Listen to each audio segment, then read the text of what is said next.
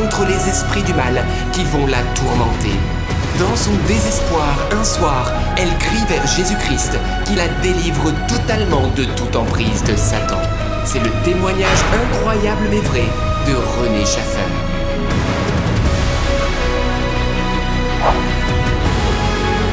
Wow, dans cette émission, vous allez tout savoir sur le mystère du mal. Et avant d'aller plus loin, n'oublie pas de t'abonner à la chaîne pour ne pas louper les prochaines émissions. Allez, c'est parti, on se retrouve juste après. Hello, my name's Renee Schaefer. Bonjour, je m'appelle René Schaffer. J'habite dans le Maine aux États-Unis.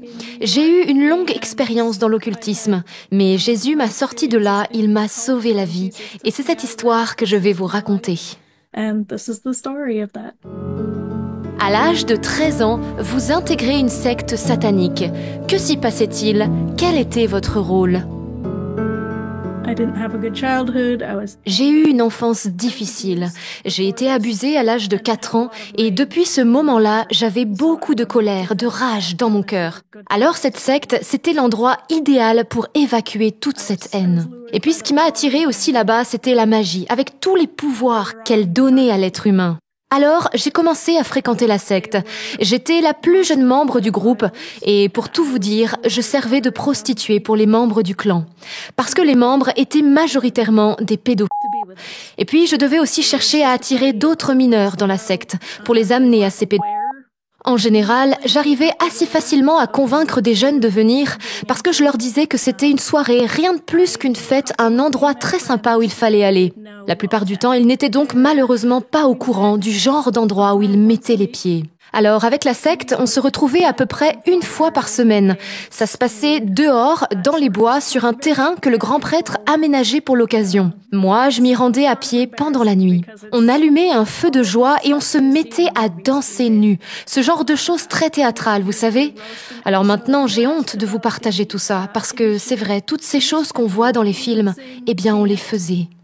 Et puis le grand prêtre nous initiait à des prières à Satan autour du feu. Around the bonfire.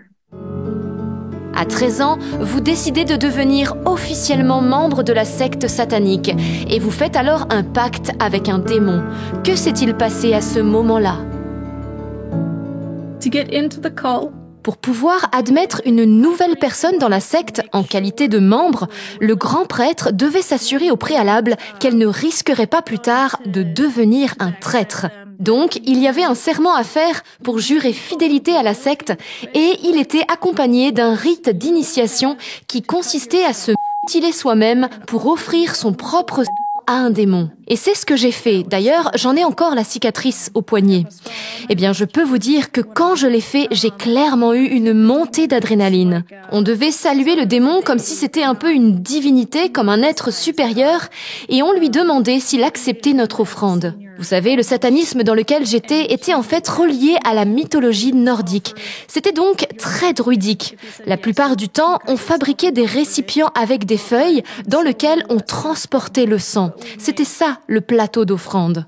J'ai donc fait ce pacte et c'est vrai que je n'ai pas eu peur de donner ma vie à Satan. À l'âge de 13 ans, ça m'a semblé normal. Et puis il faut dire aussi qu'arrivé à ce stade, c'était moins risqué de faire ce pacte que de ne pas le faire.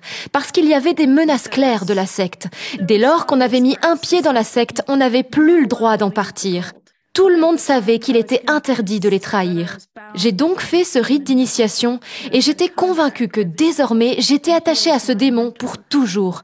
Puisque j'avais fait ce contrat avec lui, il était mon mentor en quelque sorte. Donc moi, je pensais que c'était irrévocable. Bien sûr, maintenant je sais que c'est faux, complètement faux. Ce n'est qu'un mensonge. Jésus-Christ est bien plus grand que tout cela et il peut défaire n'importe quel lien que vous auriez noué. Christ can undo any sort of bond that you've done.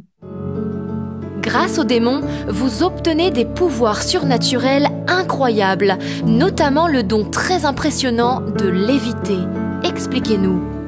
Yes, actually. I know that's very strange. Oui, tout à fait. Je sais que ça peut paraître étrange, mais c'est quelque chose qui existe, en effet. Moi, j'avais l'habitude de léviter au milieu de mes rituels.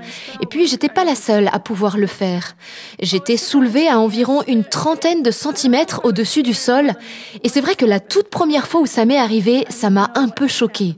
J'ai eu à la fois peur et en même temps, je ne comprenais pas ce qui venait de se passer. Mais une fois que j'ai saisi ce que c'était, là, j'ai pas arrêté d'essayer de léviter encore et encore. Et vous savez, quand on lévite, on a cette sensation étonnante de légèreté. On se sent léger comme l'air, comme si on faisait partie de l'air en fait. C'est comme si on ne sentait plus son corps. C'est une sensation très étrange.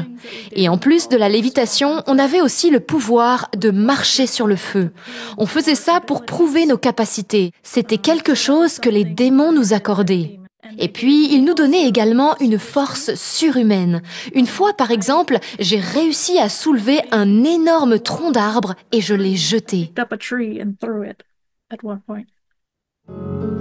René, en plus de la lévitation, les démons vous apprennent à faire de la projection astrale. Vous devenez capable de sortir de votre corps et de vous déplacer dans les airs sans être vu des hommes. Racontez-nous. So for me, astral projection, I can't hear. Alors personnellement, dans la projection astrale, je ne pouvais pas entendre les pensées des gens, mais j'étais en mesure de voir tout ce qui se passait en temps réel, et cela où que j'aille. Quand on veut faire de la projection astrale, on commence par entrer dans une sorte de transe méditative. Ensuite, on apprend à séparer son esprit de son corps. Et donc, une fois que vous y arrivez, là, votre esprit sort de votre corps, mais vous êtes tout à fait conscient. Et à partir de là, vous pouvez commencer à vous déplacer dans l'espace. Alors comme vous flottez dans les airs, vous allez devoir apprendre à passer à travers les murs et les plafonds. Et puis ensuite, une fois que vous êtes arrivé dehors, là, tout devient plus facile. Vous pouvez vous déplacer sans difficulté. Moi, quand j'ai commencé à faire de la projection astrale, je me suis rendue dans la maison de mes voisins. Et disons que j'ai entendu des choses que j'aurais préféré ne pas entendre. Donc oui, vous pouvez rentrer dans la maison d'autres personnes, mais ce que j'ai découvert, c'est qu'il est bien plus difficile d'entrer chez des chrétiens que chez des non-croyants, parce que la protection de Dieu les enveloppe entièrement. Et oui, j'avais beaucoup de mal à entrer chez des chrétiens, donc avec eux, je devais attendre dehors et on essayait de les attraper en dehors de leur maison. And we would try to catch people outside of their homes. René, vous vous retrouvez peu à peu possédé de nombreux démons. Combien en aviez-vous en vous et comment se manifestaient-ils ?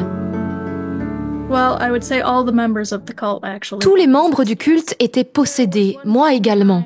Au début, je dirais que j'avais 20 à 30 démons en moi. Mais il y a eu un moment plus tard où j'ai été très imprudente. En fait, j'avais décidé de capturer des démons à l'intérieur de moi.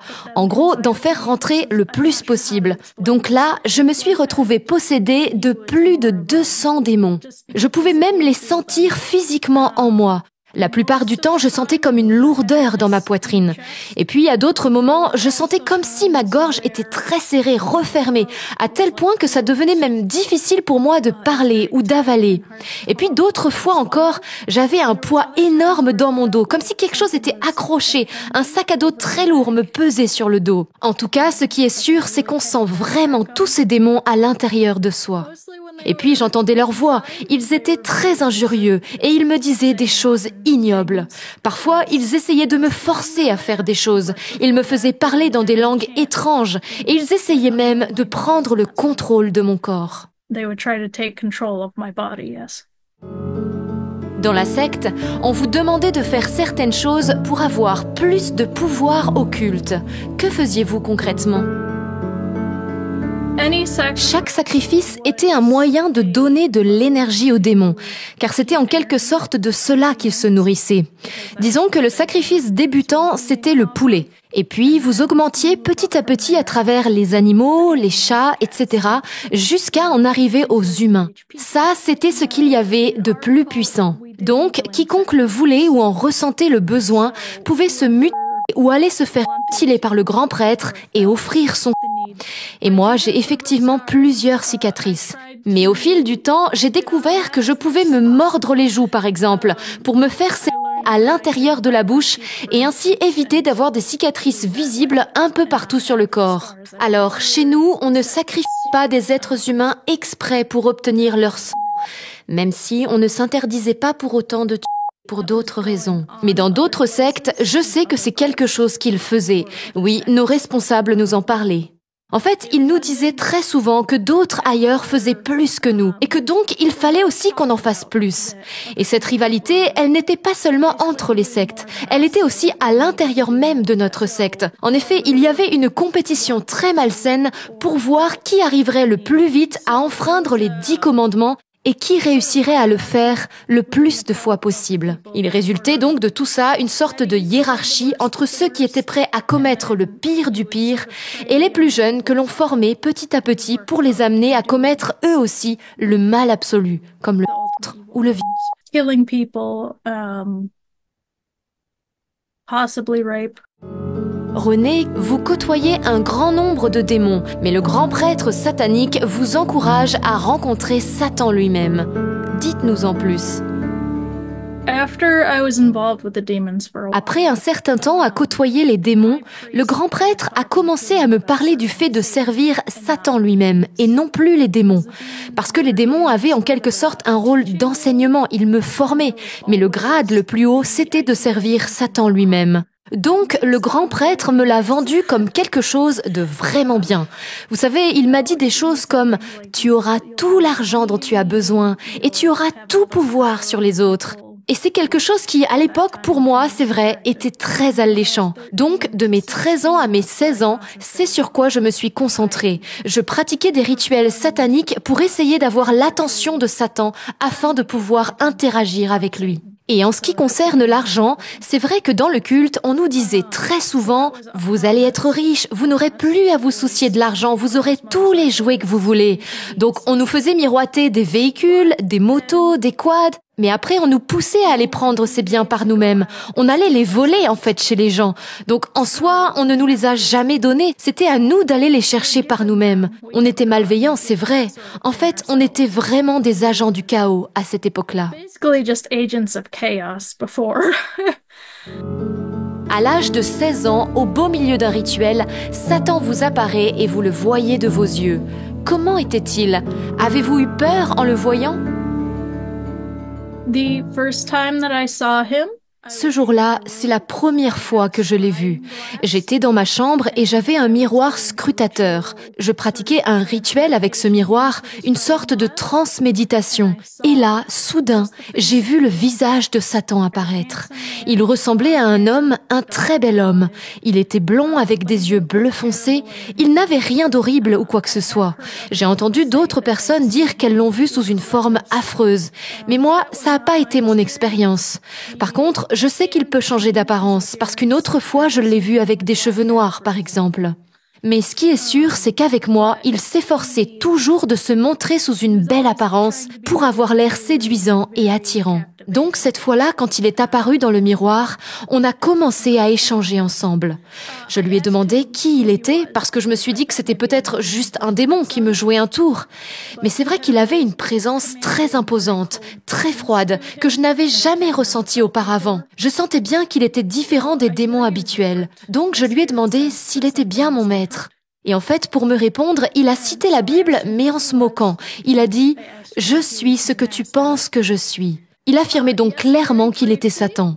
Je lui ai demandé si le rituel que j'étais en train de faire lui plaisait et il m'a dit que oui. Ensuite, il m'a donné quelques instructions très brèves. Je veux que tu attaques les chrétiens de telle manière. Et ensuite, il est parti. C'était un échange très bref. Il était toujours très bref. Il allait droit au but et il repartait aussitôt. Cette rencontre avec Satan m'a bouleversée et j'ai gardé ce secret pendant longtemps. Je n'osais pas en parler à qui que ce soit. Mais ça a fini par se savoir. Alors le grand prêtre m'a demandé de transmettre les messages que je recevais de Satan. Et c'est comme ça qu'on m'a assigné le rôle d'oracle. René, Satan vous demande de persécuter les chrétiens en leur envoyant des sortilèges. Racontez-nous ce que vous faisiez concrètement. Before I got into contact with him, Avant ma rencontre avec Satan, je m'entraînais simplement à jeter des sorts et puis je m'amusais en faisant de la projection astrale. Mais après mon entrevue avec lui, là j'ai vraiment commencé à me focaliser spécifiquement sur les chrétiens pour les persécuter. Alors pour savoir quels chrétiens je devais persécuter, Satan venait me parler environ une fois par mois. Vous savez, il est très concentré sur les affaires, très pragmatique. Donc quand il venait, il me donnait ses instructions pour savoir qui on devait viser. Il me donnait des adresses, des noms, des lieux de travail. Et moi, je relayais toutes ces informations-là au grand prêtre qui les relayait ensuite au reste du culte. Ensuite, on passait à l'attaque. Et la première chose qu'il fallait faire, c'était de trouver la faiblesse de la personne. Donc, on allait sur leur lieu de travail, on se déplaçait par projection astrale. Oui, on ne se déplaçait quasiment jamais physiquement. On allait aussi dans les lieux chrétiens, etc., mais pas dans les églises, car on n'était pas autorisé à y entrer. Et puis, une fois sur place, eh bien, on observait les chrétiens. On les espionnait pour réunir des informations sur eux et détecter leurs faiblesses. Par exemple, si le mari avait un problème avec la fille, on l'attaquait là-dessus et on envoyait donc des démons sur lui pour qu'ils insinuent des pensées dans sa tête et qu'ils le bombardent toute la journée avec certaines images. Donc vous voyez, notre objectif était essentiellement de conduire les chrétiens au péché et de les affaiblir afin d'ébranler leur foi et qu'ils ne s'appuient plus sur Dieu. Donc oui, les démons ont le droit de toucher à notre corps. Ils peuvent donner des maladies, des cancers énormément, des douleurs articulaires. Et oui, l'esprit d'infirmité est très réel, vraiment. Et puis les démons sont aussi autorisés à intervenir sur les véhicules en provoquant des dégâts mécaniques. Ils peuvent donc saboter les freins d'un véhicule, par exemple. Et ça, c'est quelque chose qu'on pouvait utiliser aussi. Oui, quand on n'arrivait pas à atteindre un chrétien dans son esprit, alors on tentait cette technique-là à la place. C'est plus difficile, cela demande plus de travaux de magie, mais les démons ont aussi cette capacité. Un jour, vous essayez d'attaquer une femme chrétienne dans la rue en la poussant à la dépression, mais vous n'y parvenez pas. Pourquoi ? On avait comme instruction d'attaquer les prêtres, les pasteurs, n'importe quel chrétien en fait. Mais j'ai découvert qu'il y avait certains chrétiens que nous ne pouvions pas attaquer. Certains ne craignaient rien et je n'arrivais pas à comprendre pourquoi. Jusqu'au jour où cette histoire m'est arrivée, je vous explique. Ce jour-là, je faisais de la projection astrale. J'étais dans les airs avec 2 démons à mes côtés. On cherchait une certaine femme chrétienne. Et là, je l'ai trouvée. Alors on s'est apprêté à l'attaquer. Dans mon souvenir, je crois que c'était en la rendant dépressive. C'était une attaque sur ses pensées et son esprit.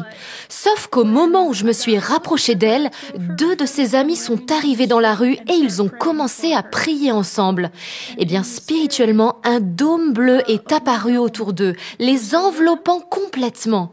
Alors nous, on a essayé quand même de l'attaquer, hein. Les démons tapaient physiquement sur le dôme, mais rien à faire. On ne pouvait pas passer. Notre malédiction n'a pas eu le moindre effet. Et c'était vraiment très frustrant pour nous. On avait toujours eu du pouvoir sur les gens. Pourquoi est-ce qu'on n'en avait pas sur cette personne? En quoi est-ce qu'elle était différente? En réalité, à ce stade de ma vie, j'avais lu la Bible. J'étais au courant que Dieu existait, même si je ne croyais pas en Jésus. Je savais ce qu'on disait sur la puissance de la prière. Et c'est ce qui m'a fait me dire, tiens, ça a sûrement un rapport. J'ai donc voulu recommencer à lire la Bible et j'ai appris dedans qu'il y avait effectivement une protection dans la prière. Quand vous priez, vous êtes abrité par Dieu. C'est très réel, c'est une protection totale. Et ça m'a stupéfaite en tant que sorcière. Car j'étais habituée à avoir tout ce pouvoir sur les gens, toute cette domination. Et là, je n'avais plus aucune emprise instantanément. Et puis, il y avait une autre raison pour laquelle j'avais recommencé à lire la Bible.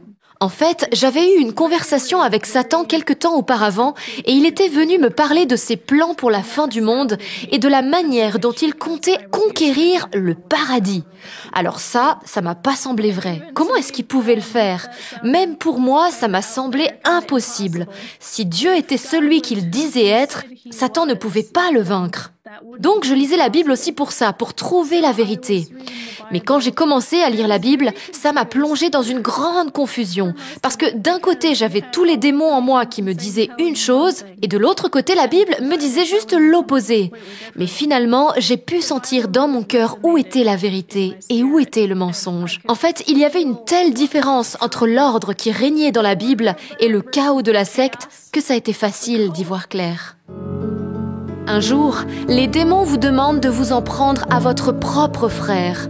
Que faites-vous à ce moment-là? The demons didn't like the fact that I was reading the Bible. Les démons n'ont pas apprécié que je me mette à lire la Bible et ils n'ont pas apprécié non plus que mon frère vive une profonde conversion à ce moment-là. Moi, je n'étais pas au courant que mon frère s'était converti.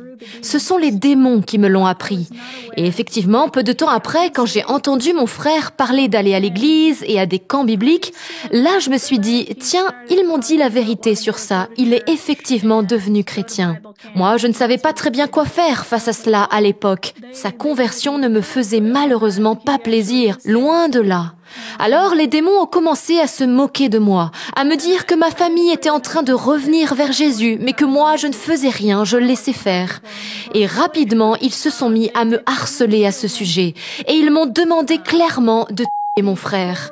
En fait, ils voulaient déjà que je lui fasse du mal avant sa conversion. Avec du recul, je pense qu'ils essayaient de l'empêcher de trouver le salut. Mais ils n'ont pas réussi à l'empêcher de rencontrer Jésus. Il a pu se convertir. Et donc là, leur objectif était devenu uniquement de le tuer. Moi, j'ai d'abord tenté d'ignorer les démons. J'installais autour de la maison toutes les protections magiques que je pouvais afin de repousser les démons hors des parages. Je faisais comme si tout allait bien. Je leur disais des choses comme « Vous inquiétez pas, je m'occuperai de lui plus tard ». J'essayais en fait de repousser les choses au maximum en trouvant des excuses. Mais ils ont fini par comprendre que c'était la limite que je refusais de franchir. Alors ils ont arrêté d'avaler mes excuses et ils se sont mis en colère contre moi.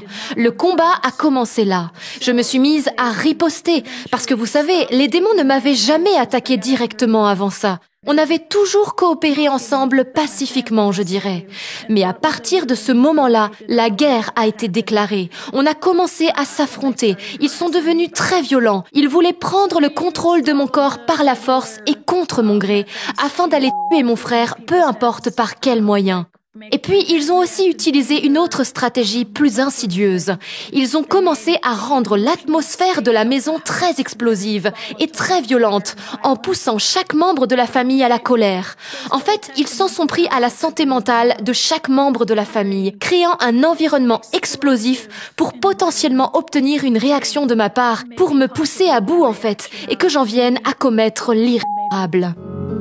Ce soir-là, les démons vont s'en prendre à vous ouvertement, mais Jésus intervient puissamment et vous délivre. Que s'est-il passé? I was fighting the demons. Ce soir-là, je me battais avec les démons qui étaient en moi. Ils avaient crispé tous mes membres. J'avais perdu une partie du contrôle de mon corps. J'étais allongée par terre, criant intérieurement sur les démons et j'étais désespérée. J'étais incapable de m'en sortir. Alors c'est là que j'ai pensé à crier vers Dieu. Oui, en lisant la Bible, je m'étais rendu compte que Jésus semblait être la clé de tout, qu'il était probablement celui à qui j'avais besoin de m'adresser. C'était comme un acte désespéré en fait. Je me suis dit, si ça marche, tant mieux, je n'ai pas le choix. J'ai donc crié vers Jésus. Je lui ai dit que s'il me sauvait, je le servirais. Eh bien, écoutez-moi, j'ai alors vu une lumière autour de moi et j'ai senti un souffle chaud traverser mon corps. Instantanément, tous les démons sont partis. Oui, Jésus est venu et il a entièrement banni les démons hors de moi, hors de la maison. Et puis tout à coup, tout est devenu parfaitement calme et paisible autour de moi. Et ensuite, un parfum de rose a embaumé la chambre. Je me rappelle avoir été complètement bouleversée. Jésus m'avait sauvée alors que je ne le méritais pas. Et puis, je venais de passer un accord avec le Dieu de l'univers. J'étais vraiment bouleversée. J'ai pleuré et puis je me suis évanouie. Et lorsque je me suis réveillée le lendemain matin, c'était toujours calme, les démons n'étaient pas revenus. L'odeur de rose, elle, était restée dans ma chambre. Et c'est là, à mon réveil, que j'ai entendu la voix de Jésus. Il m'a dit, « Le parfum de rose sera à l'avenir le signe pour toi que je serai à tes côtés. » Et à partir de ce moment-là, j'ai pu expérimenter à plusieurs reprises le fait de sentir un parfum de rose sans raison, sans qu'il y ait aucune rose autour de moi. Like, when there weren't any roses around. Comment Satan a-t-il réagi? A-t-il contre-attaqué pour essayer de vous récupérer dans son camp? I knew I was kicked out of the cult. Alors je savais pertinemment que j'allais être expulsée de la secte, parce que bien sûr, Satan n'allait pas apprécier cette rencontre avec Jésus. Mais en réalité, j'ai eu une toute dernière entrevue avec Satan, après tous ces événements. Il est entré un jour dans ma chambre et il a constaté qu'il n'y avait plus aucun démon.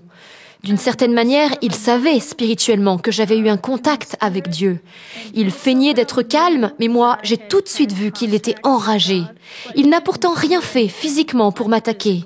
Il faisait comme si ça lui était égal que je sois devenue chrétienne. Mais la vérité, c'est qu'il ne pouvait rien y faire, parce qu'il ne peut rien faire contre Dieu. Alors, il est parti. And then left. René, vous décidez de quitter la secte satanique en secret. Qu'avez-vous fait pour vous en sortir? I tried to hide my leaving. J'ai essayé de cacher à la secte mon départ le plus longtemps possible. Mais c'est vrai que j'ai vraiment eu de la chance avec le timing, parce que je devais de toute façon quitter la région quelques mois plus tard pour rentrer chez les Marines.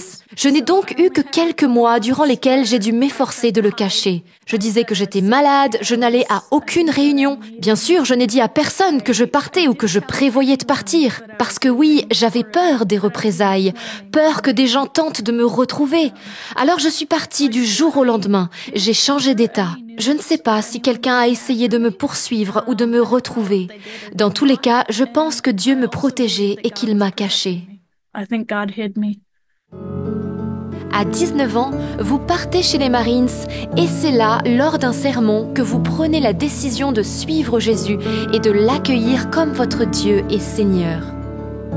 My actual point of salvation. Le vrai moment de ma conversion, c'est celui où j'ai donné ma vie à Jésus. Et là, c'était extraordinaire. En fait, j'étais chez les Marines. Tous mes collègues me tannaient pour que je vienne à l'église avec eux. Mais moi, je voulais absolument pas. C'était totalement hors de ma zone de confort. Sauf qu'un de mes amis a fini par me convaincre de l'accompagner. C'était un dimanche et pendant le sermon, une phrase m'a touchée en plein cœur. Jésus est tout-puissant, il a vaincu la mort n'a pas le moindre effet sur lui. Ça m'a percuté en plein cœur. Et puis cette parole de l'évangile m'a aussi beaucoup touchée. Pourquoi cherchez-vous le vivant parmi les morts? Il n'est pas ici, il est ressuscité. Là, j'ai su que c'était la vérité. J'ai fondu en larmes et j'ai commencé à pleurer mes péchés. À cet instant, j'ai senti très fort l'amour de Dieu pour moi.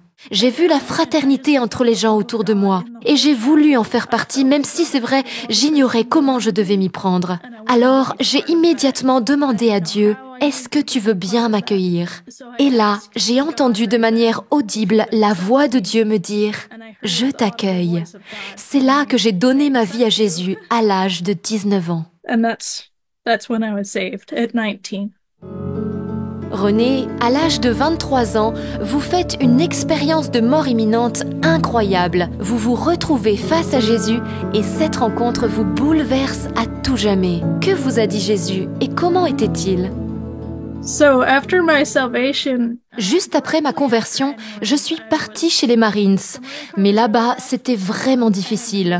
Et puis en parallèle, je me suis mariée, mais j'avais un mari violent. Vraiment, je n'ai pas eu une vie facile pendant les 4 années qui ont fait suite à ma conversion. Mon expérience de mort imminente est arrivée à la fin de ces 4 années alors que je me préparais à quitter les Marines. Ce qui s'est passé, c'est que j'étais enceinte, mais j'ai fait une grossesse extra-utérine, ce qui veut dire que le bébé était en dehors de l'utérus et ne se développait pas correctement. J'ai donc fait une fausse couche à cause de cela et on m'a opérée pour sortir le bébé. Mais pendant l'opération, j'ai dû faire une hémorragie et je me suis réveillée en pleine intervention. Là, ils ont donc dû m'anesthésier davantage. Mais c'était un hôpital militaire, les choses ont été assez bâclées. En fait, je ne sais pas exactement ce qui s'est passé. Peut-être m'ont-ils administré une dose trop importante. Toujours est-il qu'à ce moment-là, j'ai fait un arrêt cardiaque. Je me suis retrouvée soudain au-dessus de mon corps, au-dessus de la table d'opération. J'ai regardé en l'air, j'ai vu le plafond de la pièce. Je l'ai traversé et je me suis retrouvée dans le noir. Je ne pouvais rien voir, mais soudain, j'ai eu la sensation d'être emportée vers le haut très très vite. Je m'élevais à travers les ténèbres. Et puis, j'ai senti qu'on s'arrêtait quelque part. J'ai alors vu une ardente brume lumineuse tout autour de moi. L'instant d'après, je me suis retrouvée assise. J'ai regardé vers le bas sur quoi j'étais assise et c'était un banc à lattes en bois. Vous savez, le style de banc qu'il y a dans les parcs. Et puis, j'ai tourné la tête à droite, et là, il y avait assise à côté de moi ma tante, qui était décédée quelque temps auparavant. Nous avons parlé un moment, c'était un endroit très calme et très paisible. Je ne voulais pas troubler cette paix en parlant de choses sombres ou du mal, vous voyez. On a donc parlé de moi, de la vie quotidienne. Et puis soudain, il a semblé que quelqu'un appelait ma tante, car elle a tourné la tête d'un coup dans une autre direction. Elle avait visiblement entendu quelque chose. Et puis elle a disparu instantanément, elle s'est volatilisée. Et à l'instant même où elle a disparu, le Seigneur Jésus est apparu à l'endroit exact où elle était assise. Ma réaction, ça a été de la peur, de la panique même. Me retrouver comme ça devant le Seigneur, ça m'a fait très peur, parce que je me sentais terriblement coupable de mon passé. Et puis, il était aussi tellement impressionnant, intimidant presque, même s'il n'était que bonté. Je me retenais de m'enfuir, vraiment. Lui, il me regardait, et je vais vous décrire comment il était. Il avait les cheveux longs, bruns, un peu bouclés, mais il avait une peau bien plus bronzée que dans beaucoup d'images qui le représentent. Il avait une très belle peau mate. Et puis, je m'attendais à ce qu'il ait les yeux marrons, mais il ne l'était pas. Il avait les yeux d'un bleu très clair, ce qui m'a beaucoup surprise. Ils étaient si lumineux, si parfaits et si purs. Jamais je n'avais vu des yeux aussi purs et intenses auparavant. Là, il m'a dit de le regarder. Et comme je levais les yeux vers lui, il a entrouvert sa tunique au niveau de son cœur. Et là, j'ai vu que tout le cosmos était renfermé dans son cœur. Je voyais même les galaxies qui tournaient. Je me suis donc penchée, j'étais comme fascinée par ce que je voyais. Je suis donc restée assise à côté de lui. Et vous savez, je peux vous dire que j'ai mis un certain temps à me faire à l'idée que la personne en face de moi, c'était Dieu. Oui, j'étais vraiment assise en face de Dieu. En fait, tout en moi savait. On sait, un point c'est tout. Et puis, il m'a demandé si je voulais repartir. Je me rappelle ne pas avoir voulu le regarder parce que je me sentais si misérable. Mais il m'a demandé de le regarder. Il désirait que je croise son regard. J'ai donc dû me tourner vers lui et le regarder en face. Là, il m'a dit que le jour de mon jugement n'était pas encore arrivé, mais qu'il finirait par arriver, et qu'il ne serait pas aussi terrible que ce à quoi je m'attendais. Vous savez, quand j'étais sur Terre, je ne pensais pas du tout au jugement. Mais c'est vrai que depuis que j'étais là, face à lui, la pensée du jugement me tourmentait. Le fait d'être en sa présence, ça m'ouvrait encore plus les yeux sur tout le mal que j'avais commis. Parce que vous savez, quand on se plonge dans son regard, on ne peut pas nier qui il est, ni qui on est et ce qu'on a fait. On peut voir son autorité et on sait tout de suite qui il est.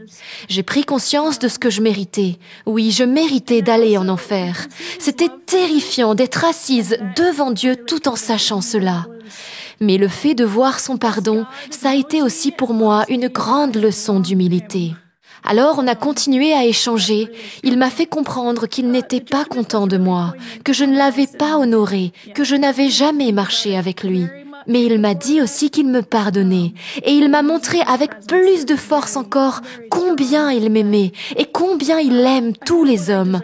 Oui, vous savez, j'ai découvert et j'ai goûté à son amour pour moi. J'ai vu que ce Dieu me connaissait et m'aimait et que je lui avais fait du mal. Cela m'a profondément ébranlée. Vous savez, on ne réalise pas assez à quel point il nous aime.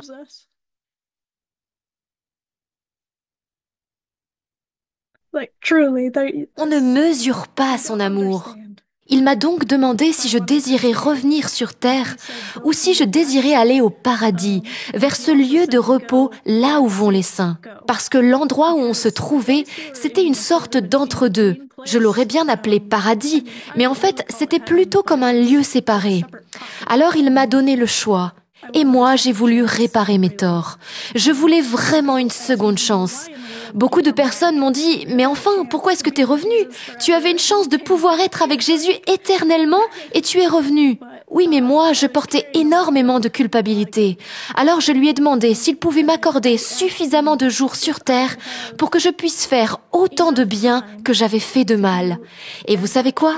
Eh bien, il m'a accordé ce temps et il me l'accorde jour après jour. Il est tellement bon, oui, tellement bon. Après lui avoir dit qu'en effet je voulais repartir, il m'a renvoyée. Et à nouveau, il faisait très sombre autour de moi quand je suis redescendue. J'avais la sensation de redescendre à travers les ténèbres. Et au bout d'un moment, les ténèbres se sont dissipées et j'ai pu voir ce qui se passait autour de moi. Alors j'ai regardé vers le bas et je me suis vue moi-même endormie dans un lit d'hôpital. Je n'étais plus dans la salle d'opération, j'étais dans une chambre. L'espace d'un instant, j'ai cru que je me regardais dans un miroir. Ça m'a fait un drôle d'effet, c'est assez incongru quand même. Mon esprit était donc au niveau du plafond et moi, je regardais en bas en direction de mon corps sur ce lit d'hôpital. Et là, j'ai entendu Dieu me dire de reprendre possession de mon corps. Oui, j'avais ce choix à poser et je l'ai fait. Je me suis ensuite réveillée, enfin, mon corps s'est réveillé et c'était une sensation étrange de se réajuster. En arrivant dans mon corps, je me suis rendu compte que je n'arrivais pas à respirer. Mes poumons ne fonctionnaient pas du tout en fait. Alors j'ai demandé à Dieu ce qui était en train de se passer, car je pensais « Mais tu m'as renvoyé sur terre, pourquoi est-ce que je ne peux pas respirer ?» Il m'a simplement redit que tout irait bien, que j'étais bel et bien de retour et qu'il n'allait tout simplement pas me reprendre tout de suite au paradis. Et puis il m'a dit qu'il allait me rendre mon souffle, ou plutôt me donner son souffle. Je ne sais pas si vous avez déjà été dans la situation où vous ne pouvez littéralement pas respirer. Eh bien, c'était mon cas. Je n'avais pas l'air qui me permettait de faire gonfler mes poumons. Eh bien là, écoutez bien, soudain, j'ai senti qu'on m'insufflait de l'air dans les poumons. Ce n'est pas moi qui ai pris cette première inspiration, elle m'a été donnée. Cela me rappelle lorsque Dieu a créé Adam et qu'il a insufflé dans ses narines le souffle de vie. Moi, j'ai vécu cela, c'était indescriptible. Vraiment, notre vie ne nous appartient pas. Dieu peut la reprendre quand il le désire, nous sommes à lui. Nous n'avons aucun pouvoir sur notre propre vie, ce qui d'ailleurs est une bonne chose à mon avis. Ensuite, j'ai entendu quelqu'un me parler à l'autre bout de la chambre d'hôpital. J'étais dans une grande chambre. Cette voix m'a dit « Ne t'inquiète pas, Dieu a prévu de grandes choses pour toi. » J'ai alors tenté de me lever pour voir qui avait dit cela, mais j'étais tellement affaiblie par tout ce qui m'était arrivé que je n'ai pas réussi. J'ai ensuite commencé à poser plein de questions à cette personne, même si au final je ne savais pas qui c'était. Je l'ai bombardée de questions, mais je n'ai obtenu aucune réponse. Une infirmière est alors passée par là et je lui ai demandé « Qui est dans la chambre avec moi ?» Ce à quoi elle a répondu « Mais il n'y a personne d'autre ici. » J'ai insisté en disant « Mais quelqu'un m'a parlé, il doit bien y avoir une personne ici. » Elle a répété en disant qu'il n'y avait personne, et cela depuis 3 jours. C'était fou. Là, j'ai réalisé que c'était bel et bien la voix de Dieu que j'avais entendue. Revenons sur votre passé. Vous avez commencé dès l'âge de 4 ans à voir des démons de vos yeux. Dites-nous en plus. So when I was 4 years old, Quand j'avais 4 ans, j'ai commencé à voir des ombres humaines se déplacer dans les lieux où j'étais. En fait, c'était comme des silhouettes de personnes, mais complètement noires. Je ne pouvais pas distinguer les traits de leur visage. Ces silhouettes parcouraient furtivement la pièce et elles avaient l'habitude de se cacher dans les coins les plus sombres du lieu. Leur présence dégageait quelque chose de très oppressant, très malveillant. En fait, je me sentais tout de suite mal quand elles étaient là. Et elles m'insufflaient beaucoup de peur. Et puis, ça m'arrivait aussi de voir des ombres animales, comme par exemple l'ombre très noire d'un chat qui traverse la cuisine alors que nous n'avions pas de chat à la maison. Et je voyais ces ombres humaines ou animales un peu partout, dans les bois, dans la maison, à l'école. J'essayais de comprendre ce que c'était, je posais des questions. Mais les adultes pensaient que c'était dû à mon imagination. Alors, j'ai décidé de parler moi-même à ces ombres humaines. Et en fait, à 7 ans, j'ai découvert que c'était en réalité des démons. Et à partir du moment où j'ai commencé à entrer en relation avec ces démons, eh bien, ils m'ont rapidement enseigné à faire de la magie. J'ai commencé à chercher des sorcières autour de chez moi et à 8 ans, je me suis inscrite sur un groupe en ligne où on m'a appris des sortilèges comme « trouver ce qui est perdu ». Vous savez, c'est un jeu qui nécessite un morceau de ficelle et un pendule. En gros, pour retrouver un objet perdu, je prenais le pendule et j'allais chercher par exemple dans la cuisine en faisant osciller le pendule. Et puis là, si tout à coup le pendule se mettait à pointer vers un certain endroit, eh bien ça voulait dire que l'objet perdu se trouvait là. Donc vous voyez, j'ai commencé à pratiquer la magie quand j'avais 8 ans et ce jusqu'à mes 19 ans. 8, all the way up until I was 19. Renée, pendant toutes vos années de satanisme, les démons vous accordaient certes des privilèges, mais à côté de ça, ils vous faisaient vivre l'enfer intérieurement. Racontez-nous. They affected my health. I was very sick. Les démons ont commencé à affecter ma santé physique. J'avais des maux de tête tous les jours. J'étais constamment exténuée. Et puis j'avais des vertiges et des nausées. Et j'avais aussi beaucoup de mal à me nourrir. Et je devais rester bien souvent au lit. Et en ce qui concerne mon moral, c'était catastrophique. Je me sentais très mal intérieurement. J'étais sans arrêt en colère et déprimée. En fait, les démons veulent que vous soyez en colère et explosif pour générer une atmosphère de haine autour de vous à longueur de temps.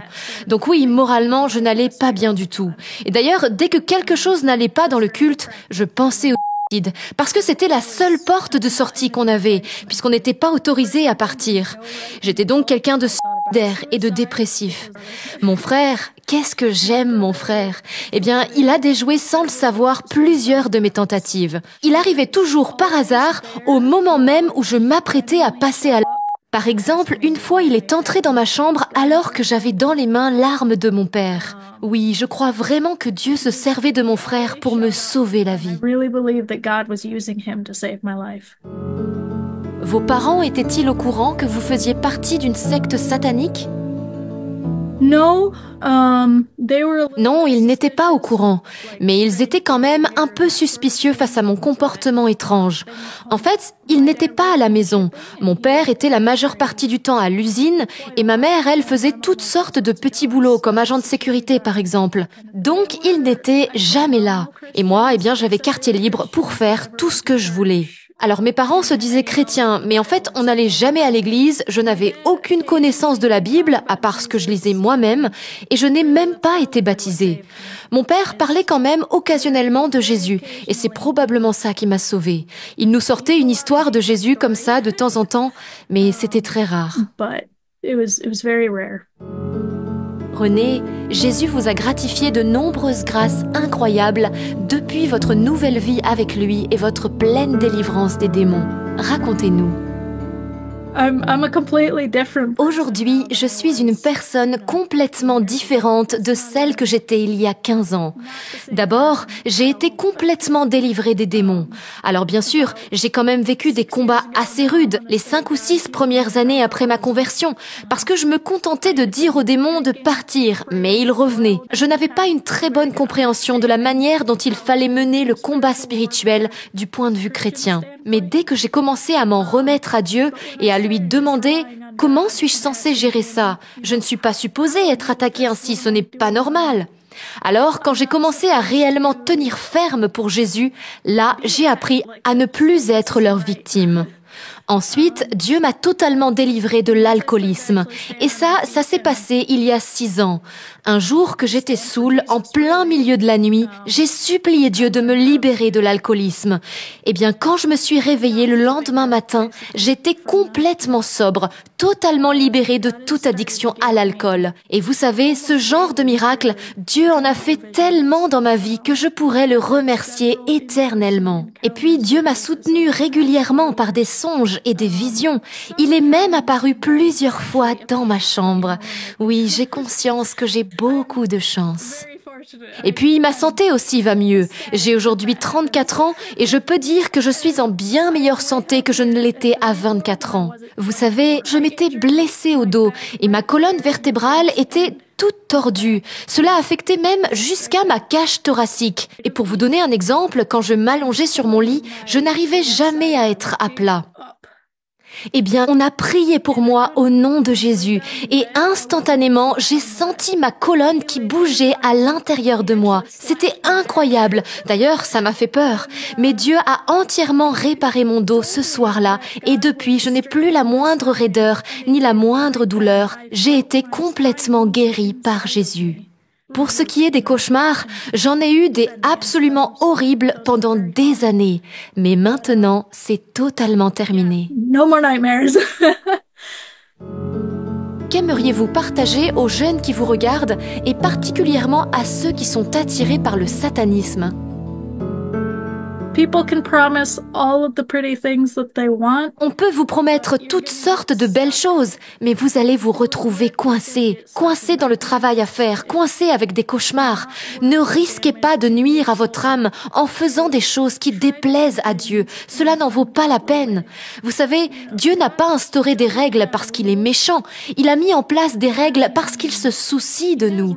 La sorcellerie n'est en aucun cas une réponse à quelque problème que ce soit. Vous savez, on fait passer la magie pour quelque chose de précieux. On vous fait croire que vous avez des pouvoirs spéciaux. Et souvent, on vous fait commencer par des petites choses comme les cartes, le tarot, etc. On vous dit, mais non, c'est pas dangereux, ce sont que des cartes. Mais c'est dangereux, c'est de la divination. Un esprit mauvais, un esprit de divination s'attachera à vous et des esprits profiteront toujours de vous. Et c'est pourquoi je vous dis, tout ce que vous croyez pouvoir obtenir des démons, vous pouvez l'obtenir bien plus abondamment de Dieu et de la bonne façon, sans faire le mal et sans abîmer votre âme. Et je préfère mettre les choses au clair.